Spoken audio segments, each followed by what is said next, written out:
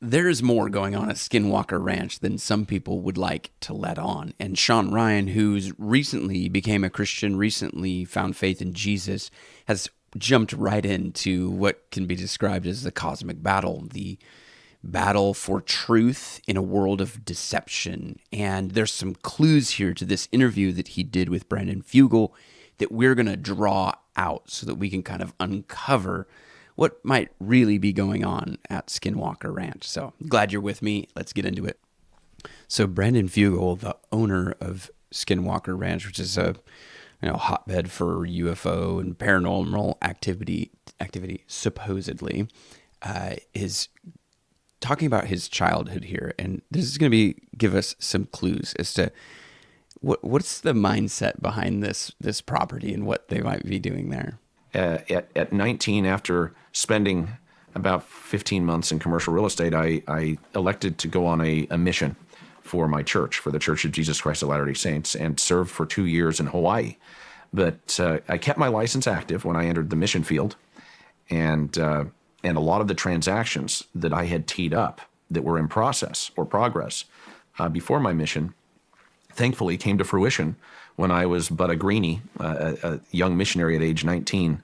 And it was funny, I quickly obtained a brick phone when I entered the mission field, which was very unusual. This was 1992, so I'm dating myself here. Yeah, and if you go back and look at what that brick phone would have cost him, it was about $4,000 at the time. And kept in touch periodically with my office back in Salt Lake to make sure that my deals were progressing. And it was funny, I bought my first Armani suit as a Mormon missionary on a bike. I bought it from the Italian menswear store at Kahala Mall, which was kind of the posh mall right outside of Honolulu. So, brick phone, Armani suit. Some context. This is not a broke guy. He's very wealthy early on in his life and connected to the LDS Church. Two very important pieces of context at the time, and it was a fun reward, I guess, to treat myself to that after selling some buildings and having those deals come to fruition. So even though I was focused on my mission and my missionary service, I was fortunate to see transactions close for a period of time that I had placed under contract before leaving for Hawaii, which was an unlikely mission call for me. I mean, most of my friends were going to foreign lands. I mean, whether it be Chile or Germany or other places, and to get a call to Hawaii was quite a surprise for me. The LDS Church has some historically deep roots in Hawaii and the Polynesian cultural areas.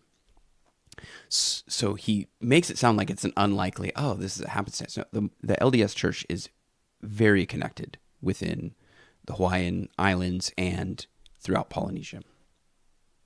It sounds like that was somewhat of a life-changing experience. Changed my entire life. Every day of my life has been influenced by that 2-year mission experience that I had.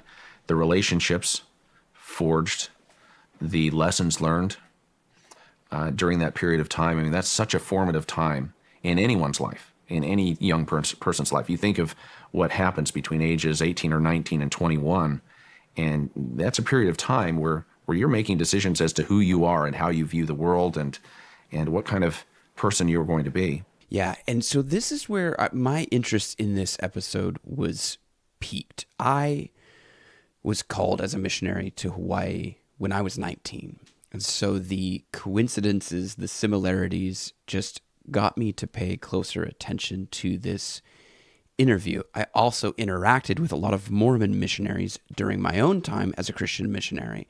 And so as soon as he starts saying, okay, I like his connection to the LDS Church and his work in Hawaii, and that's where really I started to, at least reflect on my own time in Hawaii as a missionary and even my own experience with the LDS Church. I started to learn a lot about them. One of the guys who taught me as a missionary, his name is Dr. Ron Carlson. He passed away, but he had a sort of a legacy reaching out to people in the LDS church and understanding and unpacking the Mormon faith, the Mormon ideas, the Mormon cosmology, like their worldview. And so I learned early on some very key things about how the LDS Church operated from my time as a missionary. So Brandon's a LDS missionary in Hawaii, something like 15 years before I was a Christian missionary called to Hawaii. Different islands, but similar enough that I started to pique my interest and got me to think closer about this episode. And credit where credit's due, he's 100% right. My own time as a missionary really was formative throughout the rest of my life, and it's that's what Brandon's testimony is as well. So I think he tries to distance himself from maybe his connection to the LDS Church, but right here you see that time as a Mormon missionary was very formative for him, and that will take us forward into Skinwalker Ranch and the circumstances around that in the context of a Mormon worldview. So here's a clip from earlier in the podcast where Brandon is talking about his family connection to the LDS Church. Well, let's get to you. So, where did you grow up? Pleasant Grove, Utah. I'm fifth generation, Pleasant Grove, Utah. My ancestors came from Scandinavia, from Denmark, and emigrated in the 1860s. They were early converts to the Mormon Church, or the Church of Jesus Christ of Latter-day Saints, and settled in this small community at the base of Mount Timpanogos, which is this incredible mountain backdrop in Utah, and lived in a small dugout dwelling until they built both their early home and a blacksmith shop that still stands to this day. So I'm very fortunate to have some incredible ancestors that have created a legacy in our community and serve as examples. So 1860s Utah, early convert to the Mormon Church. Those are some deep roots. Brigham Young made the trek out to Utah in 1847. So 13 years later, I mean, they're probably hanging out with Brigham Young, and that again, the LDS Church is very concerned with their ancestry, with their lineage, with their genetic heritage. And so to have family that was there in Utah, early converts to the LDS Church in 1860 is what he said, when Brigham Young had only gone to Utah in 1847. Those are some deep roots that Brandon has with the LDS Church. So again, I point this out because it seems like throughout this interview, he kind of wants to sort of downplay maybe his involvement with the LDS Church. Let's go back to Hawaii, the Dole Plantation.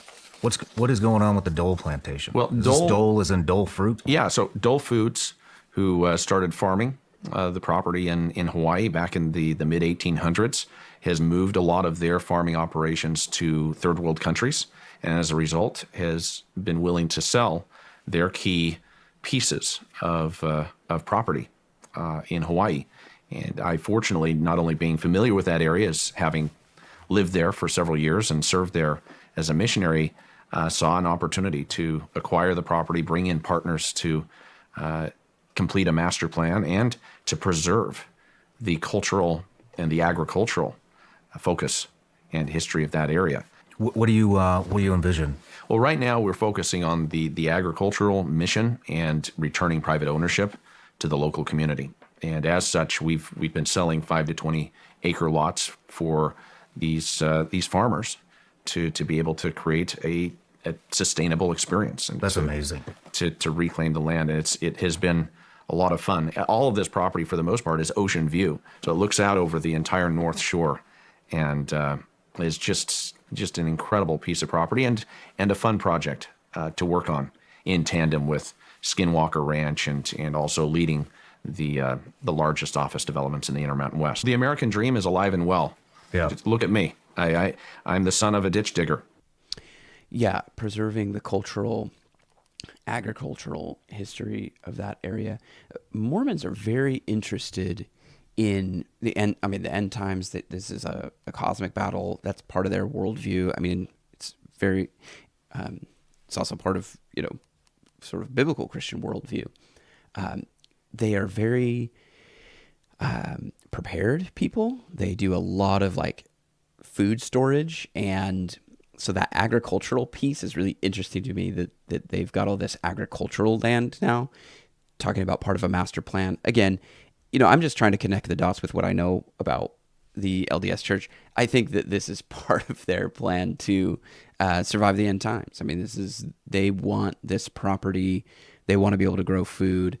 They're selling some of that property back to other people, which is great. I wonder if they're selling it back to people who have a connection to the LDS Church, or are they just selling it to actual just people who historically are from the Hawaiian Islands. That would be awesome if that's what they're doing.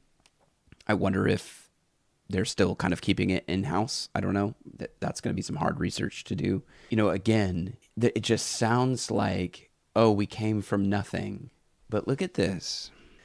So here is this Polynesian Cultural Center. It's huge. It's gorgeous. It brings in a ton of tourists, and all of those tourists get introduced to the Mormon Church, the Church of Jesus Christ of Latter-day Saints. You can look up their website and look up and again, I'll provide the link. You look up the history of the Polynesian Cultural Center. It was started by the LDS Church. So, and this is North Shore, Oahu. This is the area that Brandon is talking about. You have Brigham Young University, Hawaii, right there. This whole compound is LDS.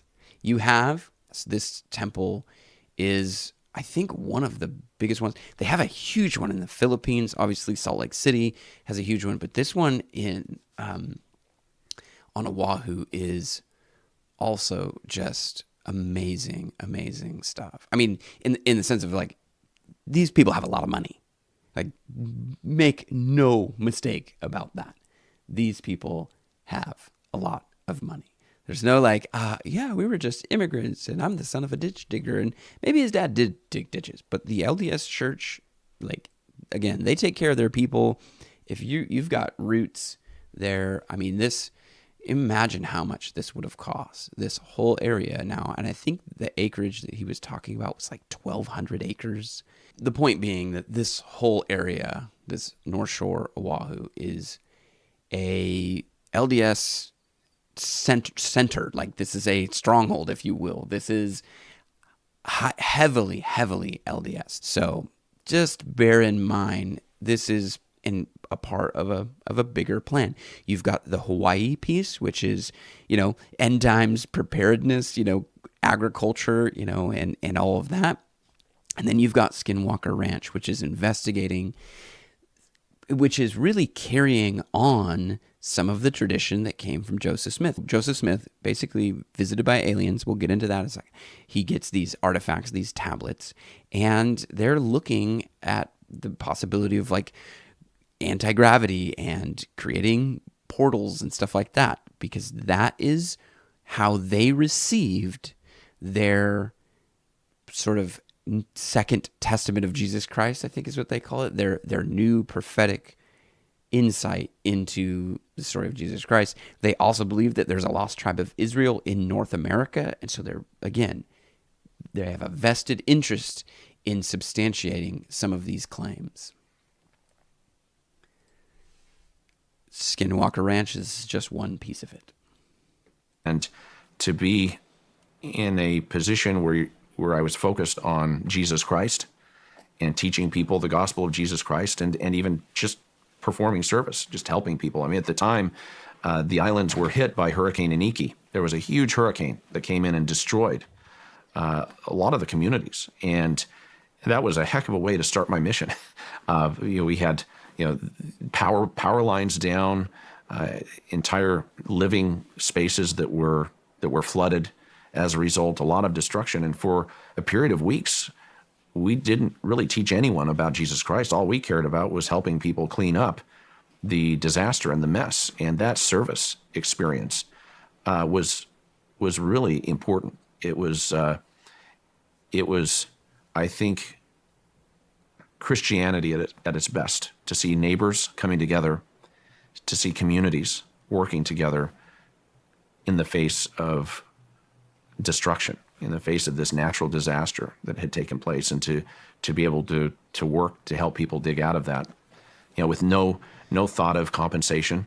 I mean, we're just there to help. We're there as missionaries without any money. Yeah. And Missionaries without any money. Okay. He just talked about how he got a brick phone. It was thousands of dollars at the time. He's 19 years old. How he bought an Armani suit. And then he says, we're just missionaries without any money. Now, he's probably talking about other people, not himself. And so you got to take everything this guy's. I don't know Brandon Fugal. This is just from this interview and from a little bit of research that I did on this topic, because frankly, I would rather just talk about government conspiracies than Mormon conspiracies. That's where things get a little spooky for me. And the double talk, the deception, we're just missionaries out here. We don't have any money. We're not getting compensated for this. Okay, I will give Mormon missionaries credit. They're incredibly hardworking, and they take care of their own people. I mean, they really do. They are some dedicated people. They're also very shrewd people. And so you probably are picking up on the fact that I am highly skeptical of anything this guy says. And again, and hopefully not in a bad way, I'm trying to sift through what he's saying with what I know from my own personal experience working, not with, but kind of in the same area as the LDS church. So I was working as a Christian missionary, and Mormon missionaries are different. Now, here's a key. He wants people to associate the LDS church with Jesus, with the gospel, and with Christianity. Now, the LDS church, the Mormons, define those terms very different than any other Christian church. And that is why the Mormon church is a Christian cult. It is broken off of the orthodox teaching of Christianity. It still maintains that the King James Bible is the authoritative text, or one of them, but they've added other texts. They follow a dynamic and charismatic leader, not Jesus, but Joseph Smith, and then later on Brigham Young. Now, maybe Brandon is a black sheep within the Mormon church, fine, but his roots go very deep. And so when Mormons talk about Jesus, they're not talking about the incarnate God of the New Testament scripture, Jesus, the Son of God, who is part of the Trinity, who is one person within the being of the Trinity. They mean God's actual Son, like that God, the God of this planet, was once a human, like we are, and ascended into godhood, and that Jesus is one of his children. I also think that Satan is the brother of Jesus. You can fact check me on that for those of you who, and I'd love to hear from anybody who has more experience within the Mormon church. If you have gotten out of the Mormon church, I would love to hear from you, because, again, I'm not necessarily doing this from an apologetic standpoint. I study theology, worldview, and when I listen to this episode, I'm going, oh my gosh, there is just more to this story than the people at Skinwalker Ranch are trying to let on. And I don't know, I haven't watched the series that they did. Maybe they're more overt about their connection to the LDS church, but very, very interesting when you know how the Mormon church was founded, and then you think about what they might be doing at Skinwalker Ranch. So there's many things within the Mormon doctrine that are different from Orthodox Christian belief. The identity of Jesus being one of them. Their gospel is the gospel of Joseph Smith, this new revelation that Joseph Smith got, and they want to be associated with the name Christian. They want to be thought of as another Christian denomination, because one of their strategies is to find new Christian converts and bring them into the Mormon faith, all the while sort of pretending to be Christians. But their doctrine is very different. So Shawn Ryan recently became a Christian. And Shawn, at the beginning of this episode, said that it had taken them many years to line up this interview. I find it interesting that Fugal shows up not long after Shawn becomes a Christian. That's one thing that I learned as a Christian missionary, is that the Christian missionaries didn't do a very good job of following up with people who had come to faith in Jesus. Christian missionaries were like, okay, we got salvations, great. And then they go home celebrating like they've done the work, but they didn't follow up with any discipleship. So what would happen is the Mormon church, which is very good at discipleship, would follow along and sort of integrate these newly converted Christians into the Mormon church by basically saying, we're also Christians. We're just another denomination. We have other texts that we go off of. And the other funny thing about the Mormons, and then I'll stop ranting here in a second, I would normally say the best place to learn about anyone's belief system is with that person. If you want to learn about Islam, go to a Muslim. If you want to learn about Sikhism, go to a Sikh. If you want to learn about Hinduism, go to a Hindu. Learn from those people. And this is particularly for Christians. Don't just go to some other Christian guy who did a lot of research in Hinduism. That's okay. That's maybe an okay starting point. But if you really want to learn what these people believe, you got to go to them. That has not been my experience with the Mormon church. I've talked to Mormon missionaries for decades, and we always get to a certain level. They're willing to share with me a certain amount, and then they're basically like, hey, if you're not interested, that's all we're going to share. That's all we can tell you. In order to learn more about what we truly believe, you kind of have to come be among us. You have to become one of us. That's another mark of a cult. So I've said that the Mormons are a Christian cult. I know that can sound like a nasty word, and what I just mean by a cult is a subset that has broken off and no longer believes what the Orthodox faith believes. And you could even look at Christianity as a Jewish cult in a way, because Christians inherited the Jewish scriptures and their faith, their theology. But then we just said, well, Jesus is the Messiah. Jesus is the Messiah that was predicted in the Old Testament. And then a lot of other Jewish people said, no, he's not. So in a way, you could almost think of Christianity as a Jewish cult. Now, I just happen to believe that Christianity is kind of the fulfillment of that Old Testament. So when I say cult, I'm not trying to slander anybody. I'm not trying to be nasty. I'm using it more in a technical term. Mormonism is a Christian cult. It took the foundation of Christianity, broke off, and started its own thing that is very different from Christianity. So when Brandon says Jesus, gospel, and Christian, he means his definition for those things is very different within a Mormon worldview. So, that being said, let's move on.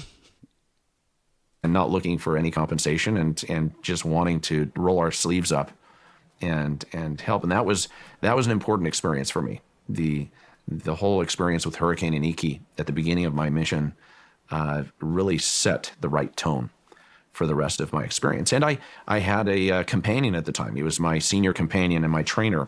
His name was Brian Arnold. Many people know him as Dragon. He's my head of security. He was down there with you.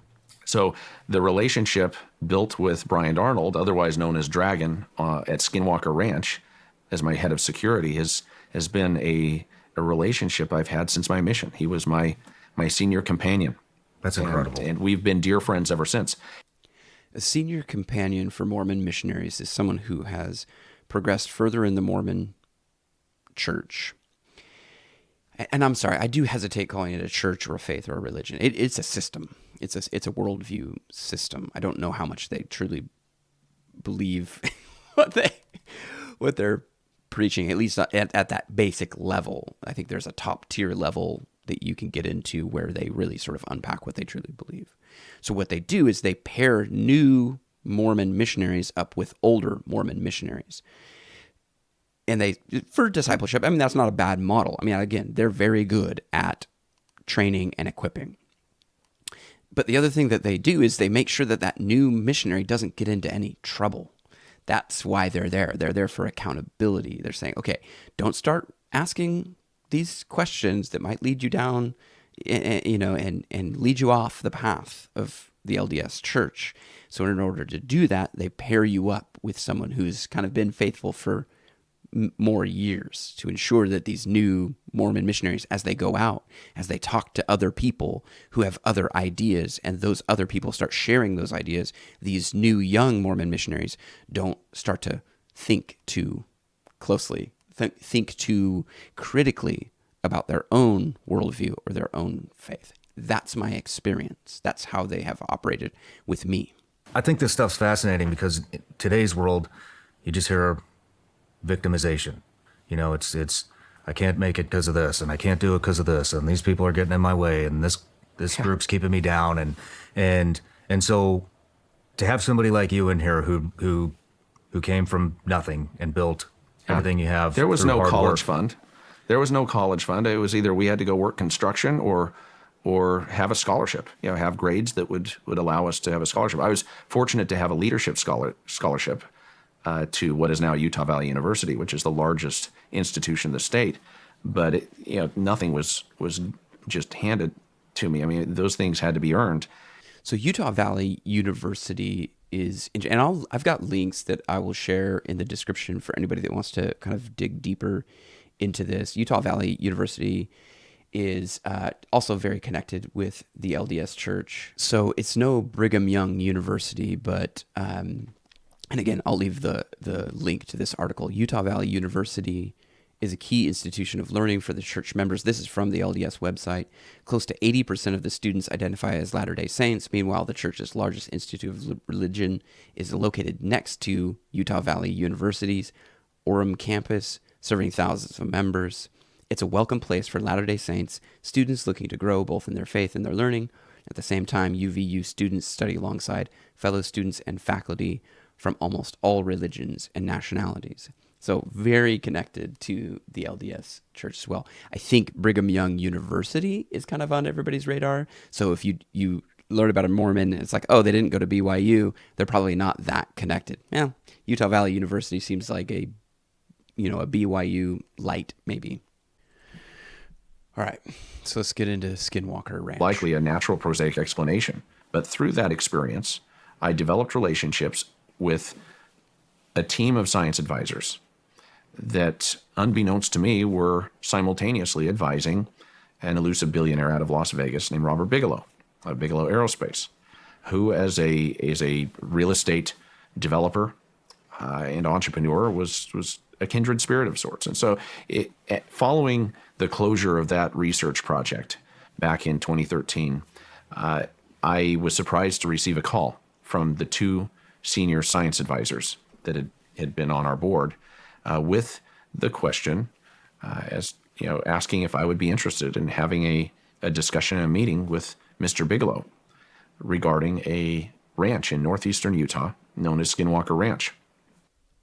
So the project that he's referring to was also with another Mormon connection of his. The New York Post covers this. I will leave links to that video. I think that if you are interested in this, if you're watching the Shawn Ryan show and you're watching this interview and you want to fill in some of the blanks, the New York Post did a series on this, and I will leave the links for that. I really do think it fills in the blanks because the guy that he had this sort of big science project with is a descendant of Brigham Young, and seems to be, and again, I'm kind of making some guesses here, seemed to me like he was trying to find technology that would open up some sort of connection to other planets. Now, of course, Mormons believe that there are innumerable civilizations on all kinds of planets out there, that each, that the God of our planet was once a man like we are, came from a different planet. So they have a vested interest in substantiating any of the UFO claims. And so they are very interested in this Skinwalker Ranch thing. But it came off of the heels of this sort of failed experiment that had to do with anti-gravity. And it seemed like maybe like opening up connections or communication with, maybe other worlds or other planets, because that's how Joseph Smith was visited. So if you could recreate that, maybe you could get new prophecy, new information. Maybe you could convince other people that you got new information. And so the pattern of kind of deception, the game, the charade that sort of started with Joseph Smith keeps getting repeated. They are looking for artifacts, which Joseph Smith had. They're trying to open up wormholes, which apparently was the way Joseph Smith was communicated with. And so here we are. That's the interest there. They asked me if I'd heard of this place. I told them, yeah, I was familiar with a book that had been published, back in the mid-2000s called Hunt for the Skinwalker. I chuckled and told them I didn't know that there was any truth to it, but I remember it being an entertaining read at the time. But I told them, I said, that I'm a skeptic. I've never seen a UFO, a ghost orb. You're also aware that I just concluded funding a project where we, by using scientific rigor and discipline, debunked the core claims. And I'm really not interested in these fringe topics. And I happen to believe that there's most likely a natural prosaic explanation for the claims that are being made. He's not interested in these fringe topics, but he is a collector. He has collected all kinds of stuff from all kinds of different sci-fi films. And again, the New York Post goes into this. The other thing that he has is some of the really early artifacts from the Mormon religion. Like he has like original documents and stuff like that. So again, I have a degree of skepticism when I hear him saying, yeah, I'm not really interested in these fringe topics. And I guess for him, the claims that Mormonism is making aren't fringe. There's a lot more going on that meets the eye. And you as a real estate mogul and advisor in the Intermountain West, seem to be a potential fit to joint venture or at least have a discussion with Mr. Bigelow. And I agreed. I jumped at the chance to at least have a meeting. So the same people who got him involved in what later became a failed project where he invested, millions of dollars. I mean, Brandon Fugal has like a $500 million net worth, okay, at this point, or something like that. So the same people who got him involved in this anti-gravity science experiment where millions of dollars were lost, later on call him about Skinwalker Ranch and say, would you be interested in this? I feel like Brandon is a smarter person. Like he's obviously very smart. He is a shrewd business person. Why would you agree to this project after these two people just led you down a complete another utterly failed project? That seems to me to be just a weird, again, it's like, fool me once, shame on you, fool me twice, shame on me. Here you have a very shrewd business person sort of being talked into another investment by the same two people. I think the explanation for that would be that there's a deeper connection through this community, I don't know, but you have a shrewd business person who I would have thought would have cut ties with anybody who led him into a really bad investment, particularly one involving like a descendant of Brigham Young that probably caused him to really question, maybe his faith or the claims of Mormonism. I'm not sure. But then they come back and say there's a lot more going on at Skinwalker Ranch than we think. So again, just kind of a weird intro there. There's parts of the story that just don't seem to line up for me, I guess. We had a great visit and I think developed a good relationship. I told him that I was a skeptic, that I'd never seen a UFO or a ghost or orb or anything of the sort, and that I would be bringing in my own team. I also asked him for any of the data. And he said, well, I'm selling the property on an as-is basis. I'm not willing to turn over any data, not only because the ranch was part of a Pentagon-funded black budget program between 2007 and 2013, but he went on to say that he felt he wanted to keep that private. The government funded this program through Reid, who is a senator and also a very committed member of the LDS Church. So Reid, Mormon, senator, gets the government to put a bunch of money into Skinwalker Ranch. Then Bigelow owns it, and now you have another member of the LDS Church owning and operating the Skinwalker Ranch. And I agreed.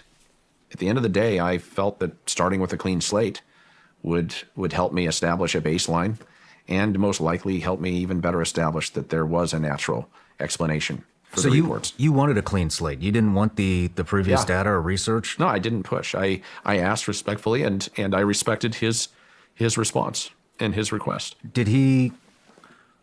So was he unable to pass the research and the data because it was a black budget program, or did he just wasn't willing to share? Yeah, I think it was both.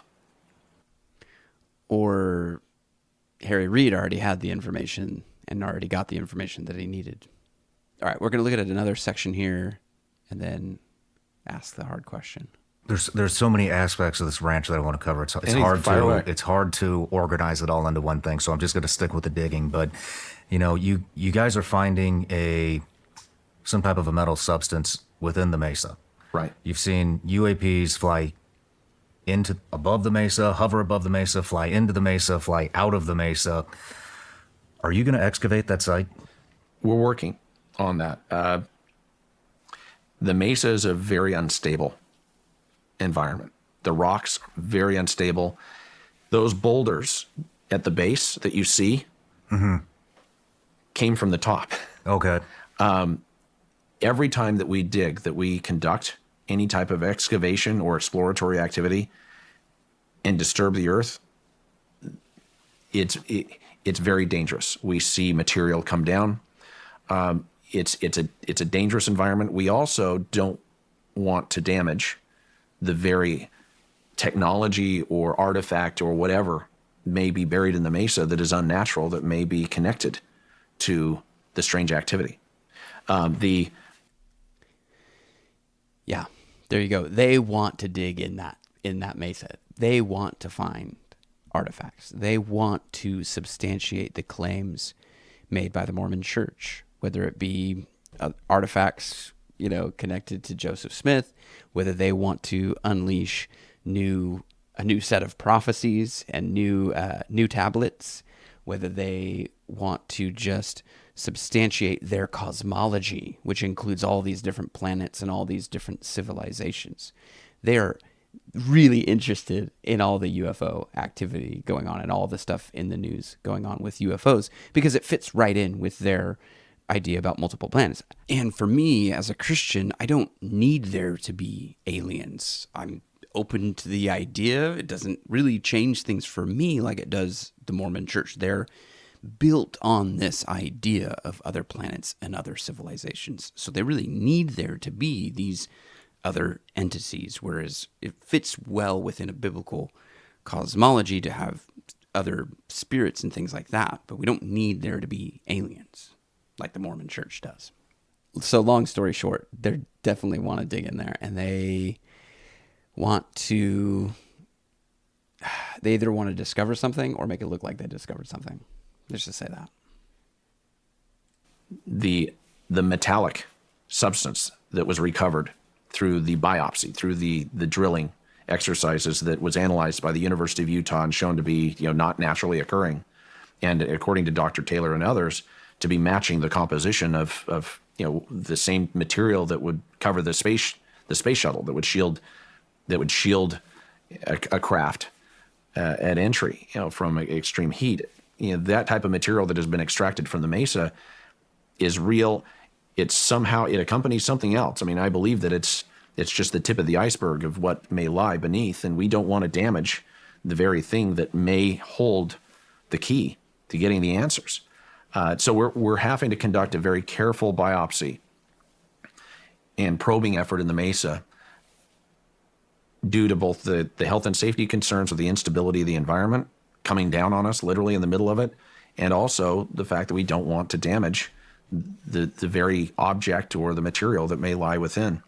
It's like, imagine if there's a Stargate to use a science fiction example, if there's a 1,000,000-year-old Stargate that has some type of advanced technology that is involved with the UAP activity and the other strangeness that seems to be triggered with high frequency in the area, and that is somehow it's buried in that mesa, or there's a base.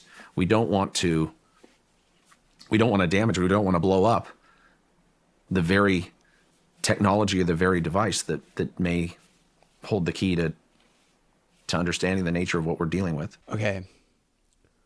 I'm not enough of a nerd, but isn't Stargate about the ability to travel between worlds? Like, isn't that what it is? Like, there's this portal that opens up and people from different worlds kind of come and go. That is Mormon cosmology. That is what happened with Joseph Smith. He was visited by somebody coming through like a portal like that. So there you go. Again, they either want to find something or make it look like they found something. So what you're going to see unfold over the course of the next few months, the next year, I think is an unprecedented effort to more aggressively address the mesa and what lies beneath. As the old Masonic symbol etched into the cliff of the mesa denotes, as above, so below, we may find the answers to what we're seeing above in the sky right there under our noses below the mesa, but we want to be very careful and responsible in how we explore that area. I can't wait to see that. So it's a great mystery, and we're not trying to tease. We're not trying to tease. We're not trying to hold back, and we're certainly not meaning to delay. Lunasong, who is a defense contractor, has a very sophisticated platform in looking at that area, even saw anomalies in that region of the triangle and the mesa. There's a lot of money going into this. Throughout this interview, he mentions these different companies. I mean, in some ways, you can look at this as like one big ad for all the projects that Brandon Fugal is operating. And maybe that's the most like safe bet of like why he wants to come on the Shawn Ryan show. Maybe there's not any more nefarious reason other than he's just a businessman and here's an opportunity to get a lot of like ad time, because throughout it he always like is very specific about how he mentions the different companies that he's working for and like talks them up a little bit before moving on. So this project that he has is incorporating all kinds of different industries, and yeah, I mean, for a business person, it seems like owning Skinwalker Ranch was a good business investment, and maybe that's all it is. That would be the safest thing, that I hope that's all it is. Let's just say that. As I said earlier in our interview, I mean, in order to get extraordinary results, you have to put forth extraordinary effort. I was using that as a business reference, that it takes sacrifice to get results. And this ranch investigation is no different. I think we're all sacrificing. We're all locking arms in trying to determine the nature of what is happening. It isn't a function of proving that there's something happening. That's already done. It's being able to identify the origin and the identity associated with the phenomena that drives me. And I think you can expect to see in the future, hopefully, some communication. I think whatever we're dealing with is highly intelligent. I will not be surprised if at some point we are able to somehow determine how to communicate, or at least see, I think, more intelligent interaction. So you think this, what do you call this? Well, those who came before me with the Bigelow team called it a precognitive nonsense. There's a term. They refer to the phenomenon at Skinwalker Ranch as a precognitive, sentient, non-human intelligence. So there's an intelligence based on the data. There is an intelligence operating on that ranch that has command over space, time, over consciousness, can manipulate closed systems in a split second without leaving a trace, and I believe has the ability to communicate if we can understand or develop a common language at some point to be able to interact. And there you go. Again, listening to this through the lens of a Mormon worldview, that is the story of Joseph Smith.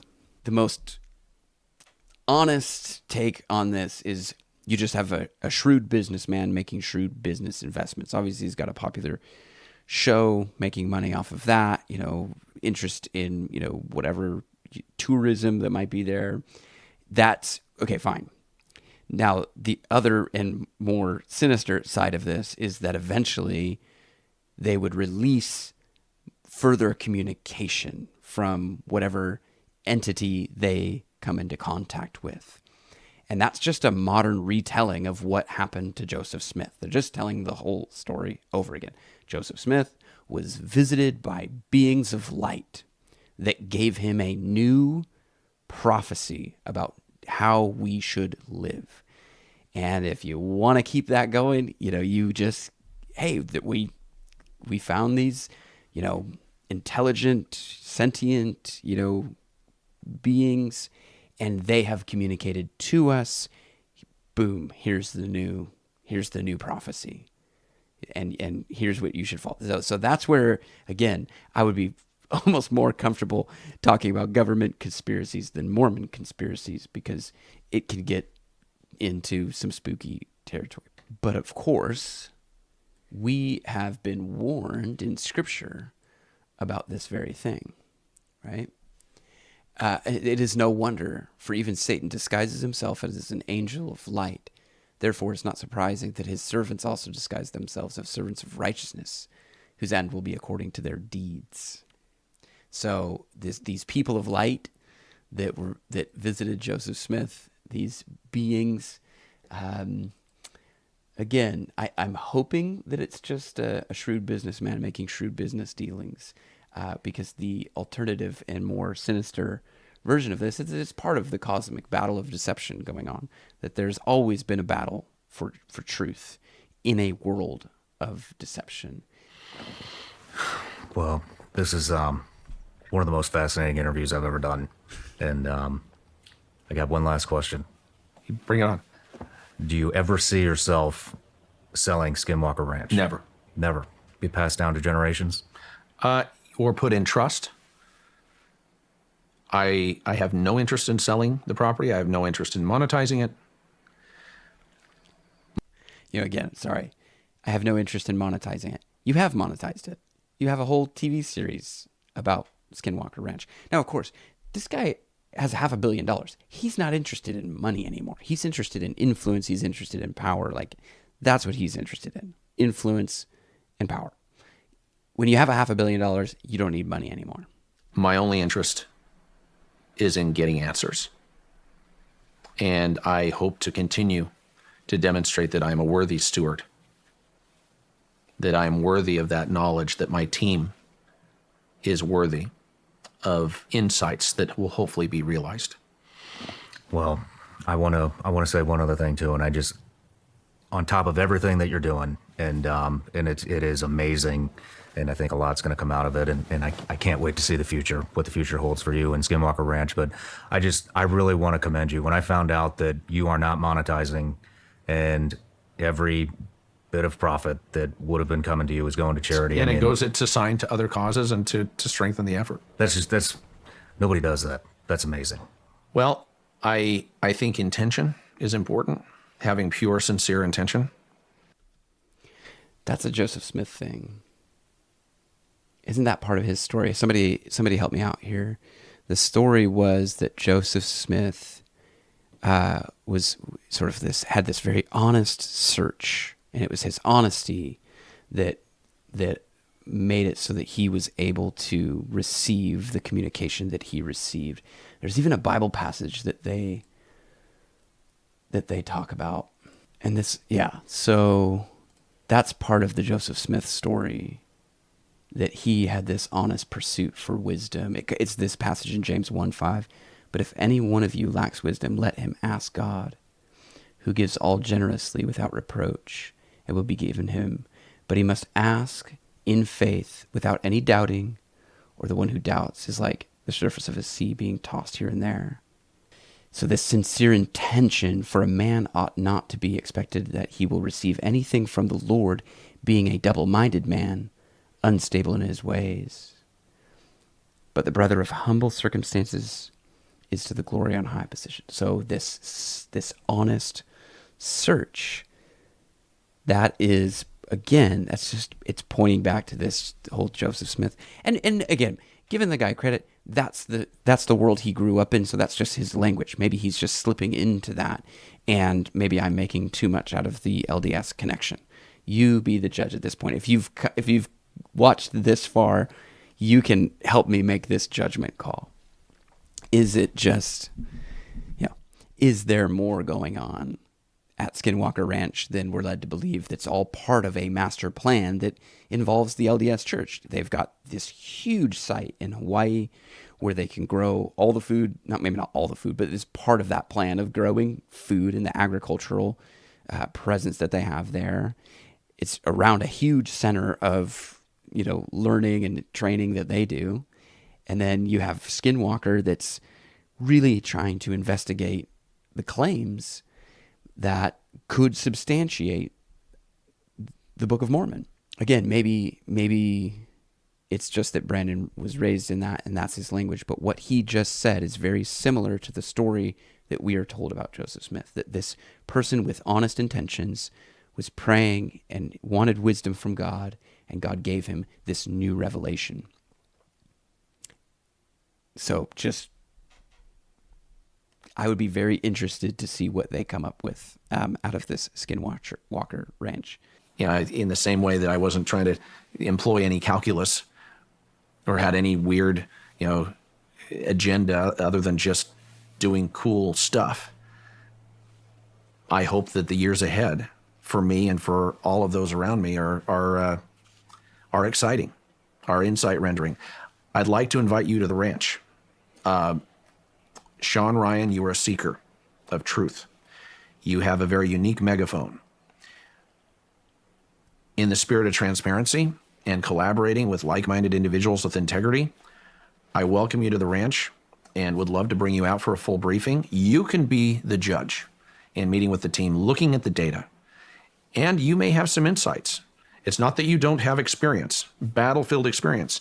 You have, I believe, probably some special insights to render that could help us with respect to engaging the phenomena. So I look forward in the future to welcoming you out.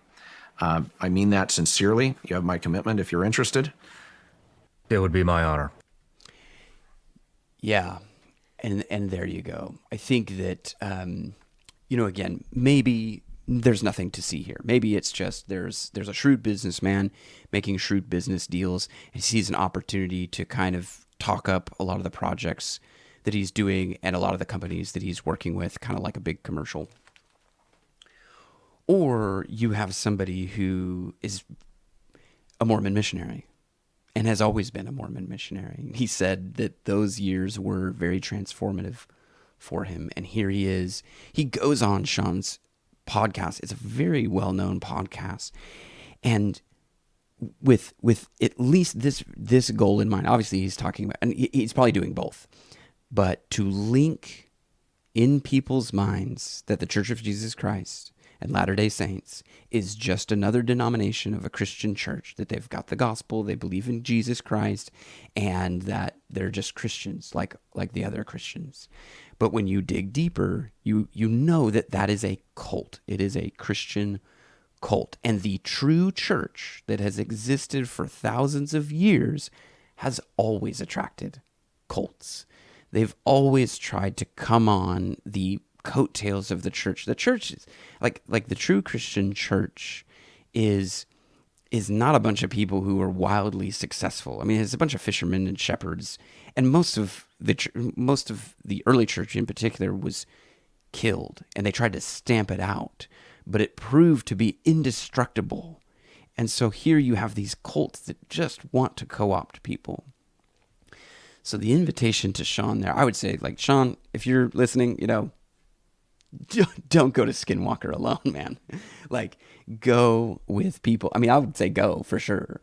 But go with the people who you trust. And if I'll link this episode and the episode where Shawn tells his testimony about coming to faith, because it sounds like he has a group of people around him who are very supportive. I would say bring those people, because again, what I learned as a missionary is that the Mormons really do focus some of their effort into new Christian converts and trying to convince them that the Mormon church is just another denomination of the Christian church, and thereby sort of capturing these people who are ignorant to the fact that Mormonism is not part of the true doctrine of that Jesus Christ taught. So, with that being said, obviously there's more going on at Skinwalker Ranch. Obviously there's more going on with the LDS Church today. Obviously we are in a cosmic battle. Like, this is like, end time stuff. I'm always like, well, Jesus ascended and then we're in the end times until he comes back. And here we are. The scripture says it's like birth pains. And this is like a big contraction. Like, LDS Church is trying to capture all this attention about UFOs because of their worldview, because of their cosmology. They want to substantiate it. They're doing this with Skinwalker Ranch, again, to substantiate the claims that are made by the Book of Mormon. They've got, again, the connection between Reid, who is a Mormon, who was also part of Skinwalker Ranch, with supplying, $12 million in government funding out at Skinwalker Ranch. They've got all this property out in Hawaii. And so, yeah, there's more going on at Skinwalker Ranch than some people would like to let us believe. And we shall see what they do in the future, because if they're anything like their founder, Joseph Smith, they will come and they will say, we have communication. We've been visited, and here's the new prophecy. Where they fit in these end times stories, Book of Revelation, where they fit in with the deception that is going on in our time, I don't rightly know, but I will say this. I don't necessarily need to go too deep into the Mormon religion. What I need to do is fix my eyes on Jesus, the author and perfecter of my faith, and allow Jesus, allow the Word of God, allow the Holy Spirit to guide me and allow me to discern the truth in and amongst a world of deception, so that I'm not swept up in all these lies and counterfeit gospels that people are putting out. And I hope that this channel can be a part of equipping others to do that very same thing. So thank you for being here at the end. Maybe I should have said that at the beginning. Maybe I will say that at the beginning. So I will catch you in the next one.